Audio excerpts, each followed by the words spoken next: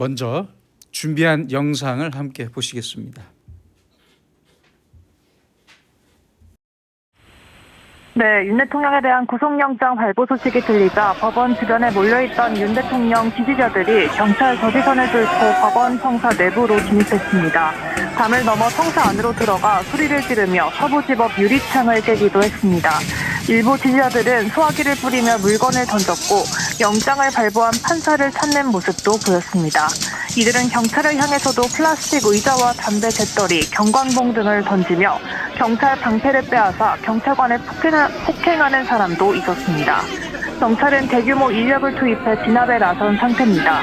현재 서부지법에 기동대 10여 개 중대, 경력 600여 명 이상을 배치해 지지자에 대한 진압을 하고 있습니다. 난동을 부리는 이들을 현행범 체포하면서 법원 안에서 위층으로 올라간 사람들에 대한 수색 작업도 벌이고 있습니다.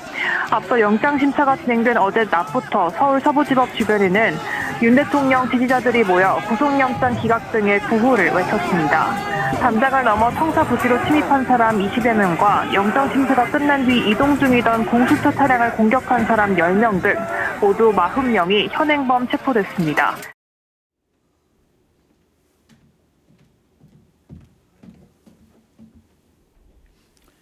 죄송합니다. 제가 오늘 손수건을 놓고 와가지고요. 부득불 이렇게 화장지로 신세를 좀 지겠습니다.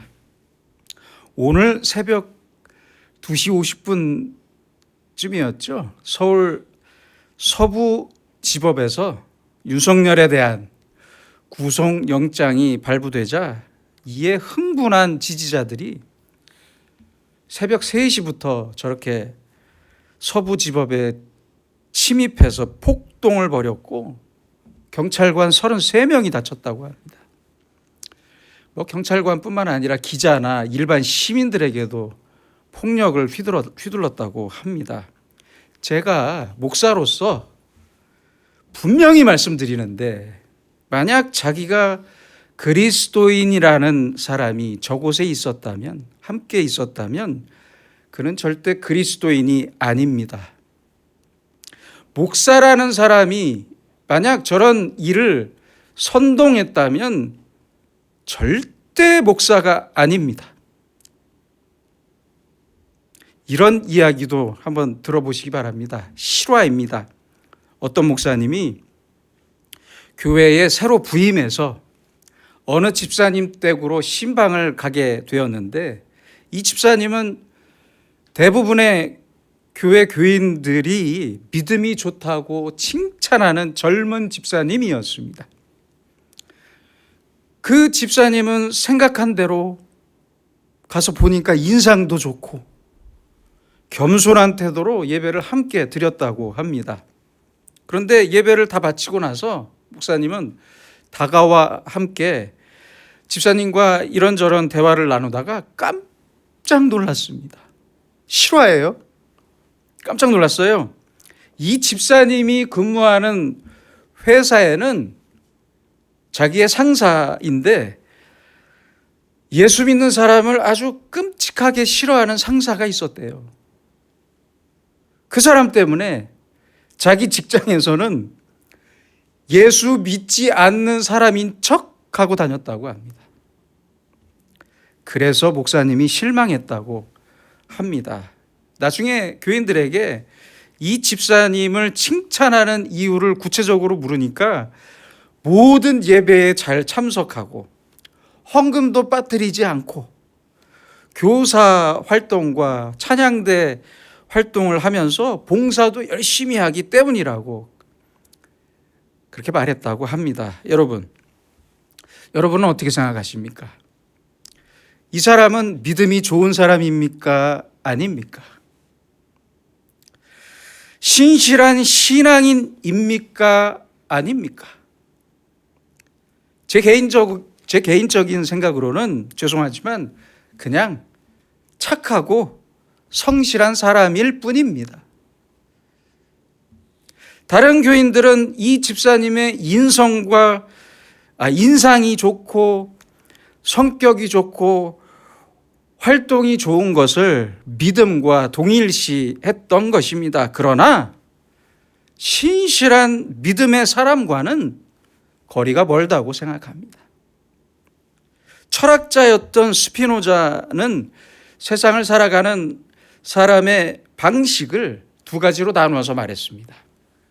타당한 관념을 갖는 사람은 필연적으로 행동하고, 타당하지 않은 관념의 사람은 그냥 겪는다. 다시 말하면 자신이 주체가 된 사람은 필연적으로 능동적으로 선택하며 행동하며 살고, 그 반대의 사람은 그냥 겪으면서 산다는 이야기입니다. 전자는 내가 살아가는 인생이고 후자는 당하며 사는 인생입니다. 즉 능동적인 인생과 수동적인 인생을 말했던 것입니다. 또한 철학자였던 하이데거는 사람의 생각을 세 가지로 말했는데, 계산적 사고, 실존적 사고, 그리고 원초적 사고로 나누었습니다. 사람이 어릴 때는, 그렇죠? 아주 계산적이에요. 저도 그랬어요. 어릴 때는 계산적인 생각으로 살다가 이제 철이 들고 자라면서 철이 들면 점점 실존적인 생각을 시작합니다. 그러다가 더 철이 나면 원초적인 생각을 하게 됩니다. 더욱 근본적인 생각, 절대자의 음성에 귀를 기울이는 자세로 변한다는 것을 의미합니다. 독일의 신학자였던 폴 틸리는 이것을 비슷한 관점에서 자율, 타율, 그리고 신율이라고 말했습니다. 인간은 먼저 자기가 정한 테두리 안에서 자율, 즉 자기의 법칙으로만 살다가 그것의 한계를 느끼면 타율, 타인과의 관계 속으로 들어가게 됩니다. 그러다가 결국에는 신율, 하나님의 다스림 속으로 들어가게 된다는 말입니다. 여러분, 우리는 이렇게 나와 남과 하나님의 경계선에서 늘 갈등을 겪으며 살아갑니다. 이런 우리에게 영국의 시인이었던 토마스 엘리엇의 질문은 원초적이고 근본적인 생각과 함께 자율과 타율과 신율의 경계를 다시 생각하게 합니다. 살아가느라고 잃어버린 참된 삶은 어디에 있습니까? 그렇습니다. 우리의 참된 삶은 무엇이고 어디에 있는 것입니까? 그리스도인인 우리에게 참된 삶은 무엇입니까? 그것은 오직 참된 믿음에 달려 있습니다. 우리 그리스도인의 가장 참된 삶, 그것을 결정하는 것은 바로 우리의 믿음입니다. 이 사실은 그 누구도 부정할 수 없는 확실한 진리입니다. 그런데 믿음의 삶에는 아주 무서운 함정 두 가지가 도사리고 있습니다. 먼저는 자기 주관화된 자기 주관적 믿음입니다. 다시 말하면 이기적인 믿음입니다. 자기 주관적인 믿음은 신율이 아닌 자율에 빠지게 하고 타율에 의지하게 합니다. 병 걸렸을 때는 그래서 뭐라고 해요? 즉시 병이 나을 줄 믿습니다. 그렇죠? 간절한 상황에서는 복 받을 줄 믿습니다. 부흥회 강사들이 부흥회에 가면 강사 목사님들이 자주 하는 이야기예요. 실패했을 때는 뭐라고 해요? 성공할 줄 믿습니다. 아들을 낳을 줄 믿습니다. 합격할 줄 믿습니다. 이렇게 믿음을 자기 형상화합니다. 더 깊이 생각해 봅시다. 조금만 더 깊이 생각해 봅시다. 내 삶이 하나님을 향한 온전한 믿음에 달려 있는 사람이라면 이렇게 기도해야 맞는 것입니다. 병이 낫지 않더라도 나를 사랑하시는 주님을 믿고 감사합니다. 그렇지 않습니까? 지금 복을 받지 못하더라도 괜찮습니다. 오늘이 내일의 복이 될 줄 믿습니다. 실패한 것이 내게는 주님께서 주신 가장 큰 복이었습니다. 실패해서 감사합니다. 아들이든 딸이든 하나님이 내게 주신 가장 큰 선물임을 믿습니다. 여러분, 어떤 기도가 믿음의 기도입니까? 김칫국부터 마시는 것은 믿음이 아니에요. 제발 김칫국부터 마시지 마세요.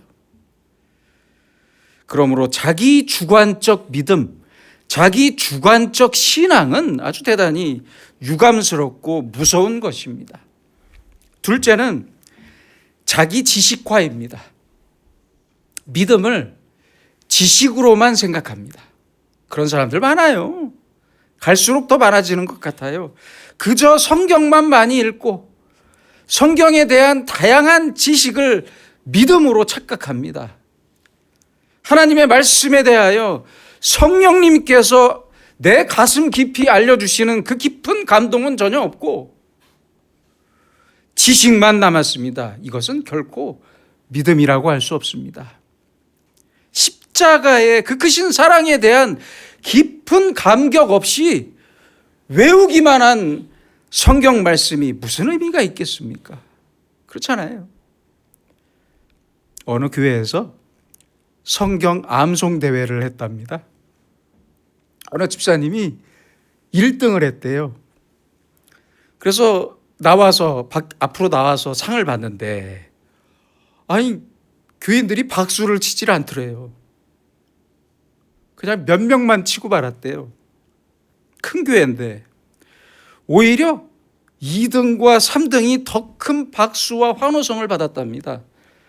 그 이유는 1등상을 받은 집사님이 평소에 거의 매일 남편이나 시어머니와 싸우고 교인들에게 세상에 가족의 흉을 보고 다녔답니다. 거의 매일.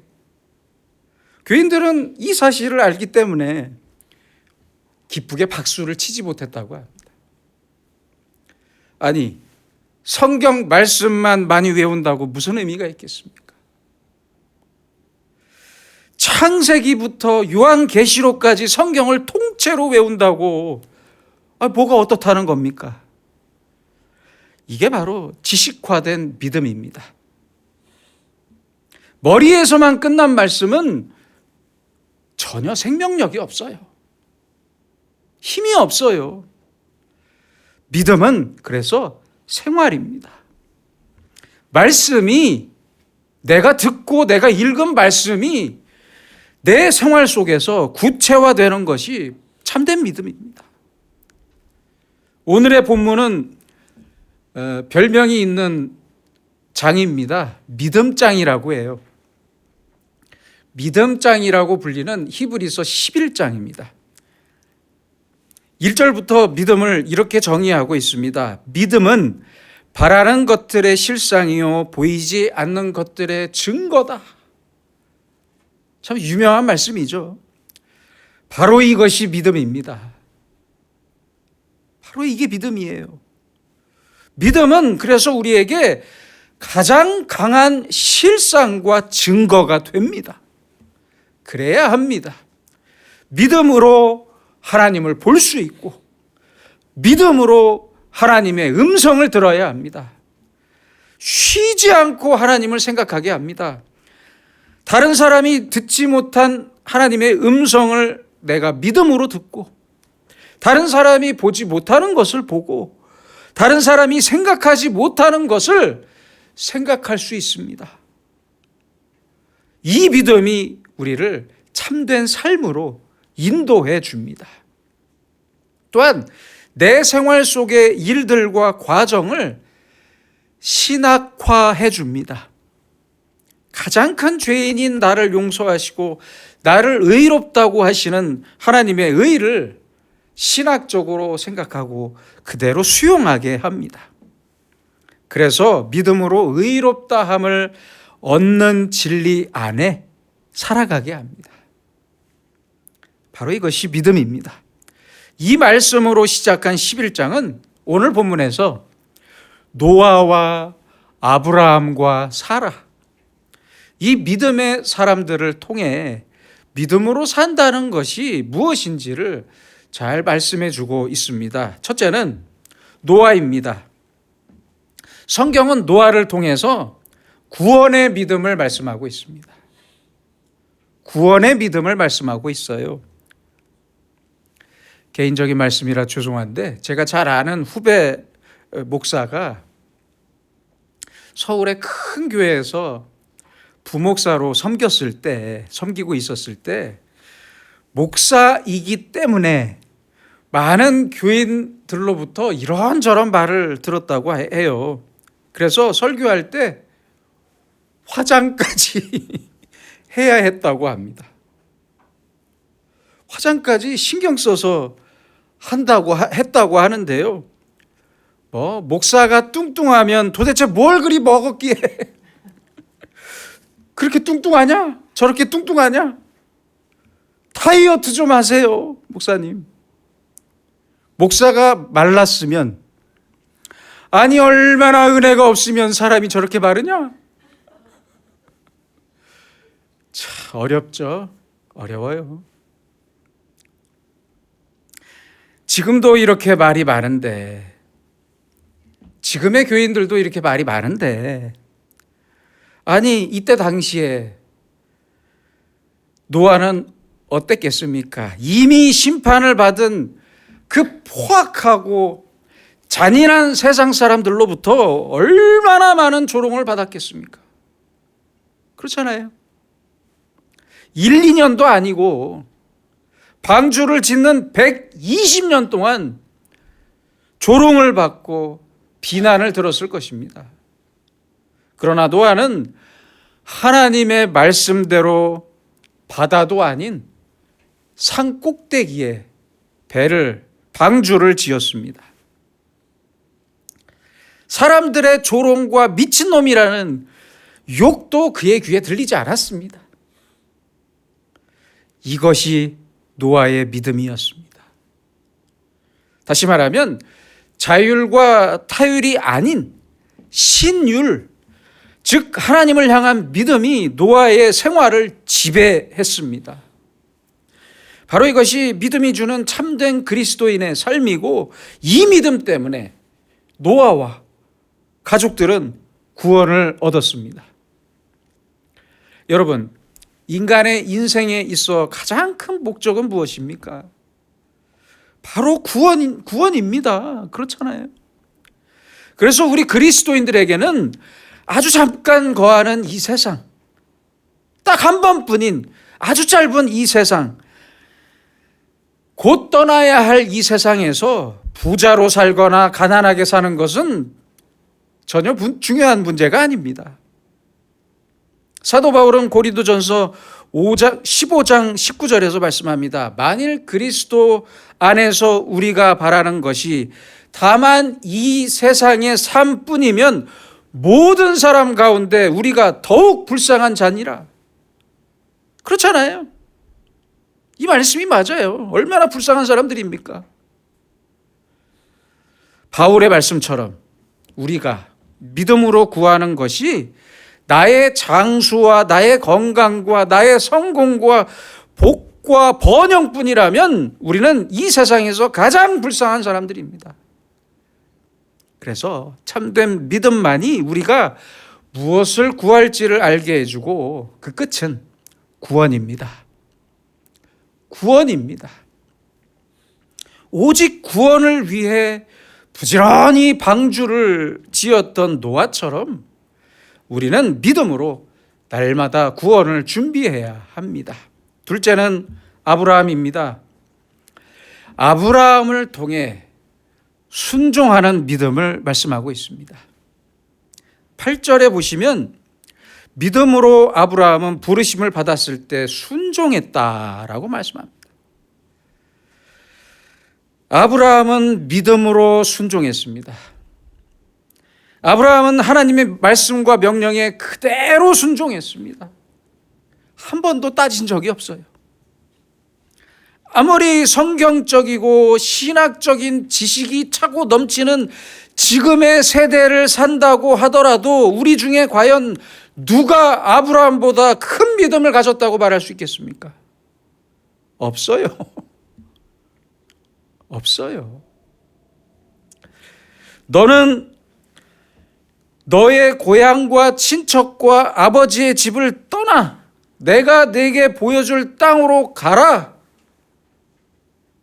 한마디로 말하면 나만 믿고 하나님인 나만 믿고 고향과 가족을 완전히 떠나라는 말씀입니다. 그러나 아브라함은 이 상식적이지 않은 하나님의 말씀에 순종했습니다. 그대로 순종했습니다. 그뿐인가요? 내년 이맘때 내가 반드시 내게로 돌아오리니 내 아내 사라에게 아들이 있으리라. 내년에 아들을 주겠다. 이미 24년 전에 들었던 하나님의 말씀이었어요. 24년 동안 기다리고 있었어요. 오래 기다렸습니다. 이제 내년에 아들을 주시겠다는 하나님의 말씀을 듣고 일반적인 사람 같으면 되겠어? 오늘 말씀을 보세요. 사라가 잉태하지 못할 나이가 되어버렸어요. 그러나 그는 믿음으로 순종했습니다. 그뿐입니까? 이토록 25년 만에 귀하게 얻은 하나님의 약속이 25년 만에 이루어졌던, 그래서 얻었던 아들 이삭을 세상에 이번에는 죽이래요. 죽여 바치라는 하나님의 말씀까지 무식하게 순종했습니다. 아브라함은 하나님의 약속을 이렇게 끝까지 믿었습니다. 무식하게 순종하면서 믿었습니다. 자신의 부족함과 허물과 의심과 불안을 하나님의 약속 안에서 남김없이 다 소화해버렸습니다. 그리고 겸손하게 깨끗하게 순종했습니다.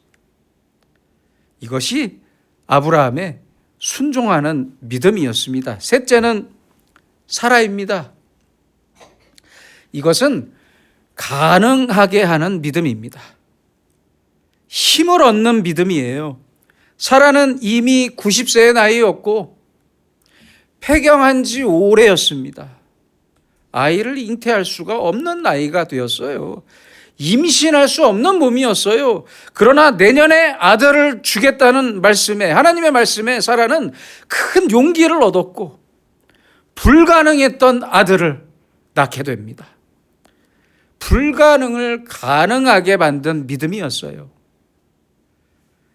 사라와 아브라함이 인간적인 약점과 불가능한 한계를 극복할 수 있었던 단 하나의 이유는 오직 믿음이었습니다. 믿음이었어요. 이 믿음으로 그들은 노아와 아브라함과 사라는 모든 것을 극복했습니다. 모든 것을 극복했어요. 자율과 타율을 넘어 신율, 하나님의 통치하심과 하나님의 약속을 믿는 믿음 이것이었습니다. 이제 하나님께서 선물로 주신 믿음을 우리는 어떻게 지킬 수 있겠습니까? 첫째는 기도입니다. 기도밖에 없어요. 기도하는 사람만이 나의 믿음을 지킬 수 있습니다. 1980년부터 미국 시카고의 무디 기념교회에서 36년간 담임 목사로 재직했던 어윈 루처 목사님은 자신의 책인 7가지 확실한 기적에서 아주 재미있는 이야기를 들려줍니다. 어느 교회 옆에 위치한 술집 주인이 교회에서 자기 술집이 벼락에 맞아 불타 없어지게 해달라고 기도했다는 말을 듣고 이 말 듣고 열이 받겠어요? 안 받겠어요? 열받죠. 몇 주 후에 그런 말을 들었는데 몇 주 후에 정말 벼락마저 타버렸습니다. 술집이 불에 타버렸어요. 술집 주인은 그래서 교회를 고소했고 법정에서 교회는 이렇게 변론했대요. 우리가 그렇게 기도했다고 해서 벼락을 맞았다는 것을 어떻게 증명할 수 있냐?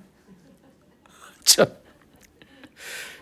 결국 재판관은 아주 재미있게 결론을 내렸습니다. 술집 주인은 기도를 믿었고 교회는 기도를 믿지 않았다.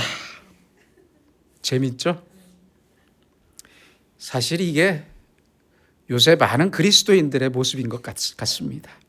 여러분, 기도가 믿음을 지켜주고 믿음이 기도를 지켜줍니다. 하나님을 믿고 날마다 열심히 기도합시다. 믿음을 위해 기도하고 말씀을 위해 기도하는 자에게 하나님께서는 더 큰 믿음을 선물해 주실 것입니다. 선물해 주십니다. 둘째는 읽고 들은 말씀을 그대로 실천해야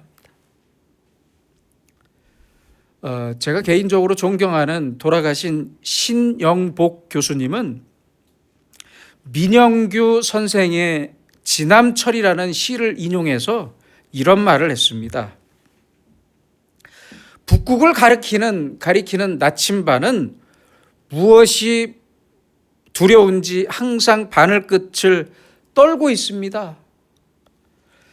여윈 바늘끝이 떨고 있는 한 바늘이 가리키는 방향은 믿어도 좋습니다.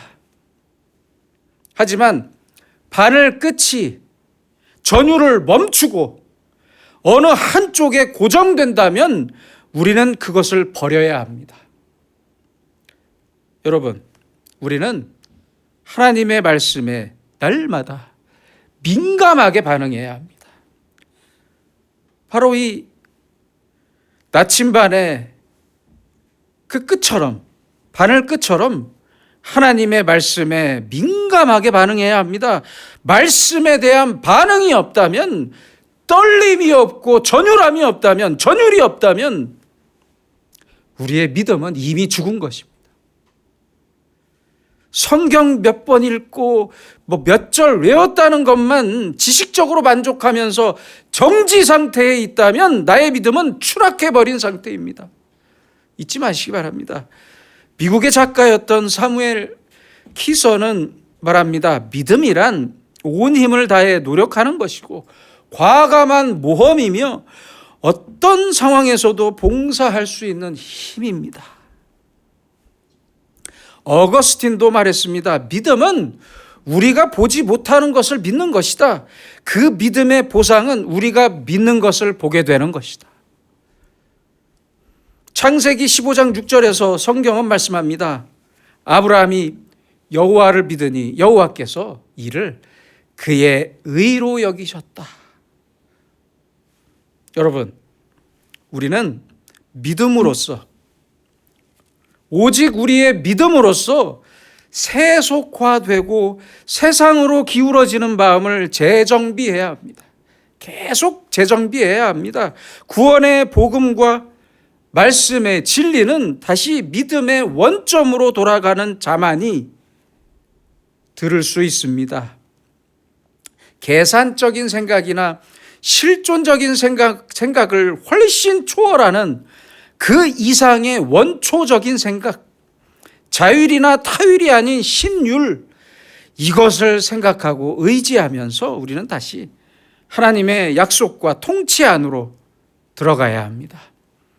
그 속에서 살아야 합니다. 그때 비로소 믿음을 나에게 구체화할 수 있고 생활화할 수 있습니다. 머릿속에 있는 지식적인 신앙이 아니라 우리의 생활 속에서 아주 대단히 실체적이고 구체적인 믿음으로 살아야 합니다. 바로 이것이 믿음으로 살아가는 사람의 모습입니다. 믿음은 바라는 것들의 실상이요, 보이지 않는 것들의 증거입니다. 기도하겠습니다. 은혜로우신 아버지 하나님, 믿음을 바라며 믿음을 구하는 저희는 내 생활을 통해 믿음으로 산다는 것이 무엇인지를 돌아볼 때 부끄러움 뿐입니다. 우리의 믿음은 내 머릿속에 갇히고 내 철학에 갇히고 내 상황에 갇히고 내 욕심에 갇힌 믿음이었습니다. 주여 간절히 원하오니 우리에게 노아와 아브라함과 사라의 귀한 믿음을 선물해 주시고 우리로 하여금 주님의 약속과 믿음을 위해 기도하며 하나님의 말씀을 실천하고 순종하는 참된 삶을 살면서 우리의 믿음 위에 복을 내리시는 하나님의 복과 은혜를 누리며 살게 하여 주시옵소서. 예수님의 이름으로 기도드립니다. 아멘.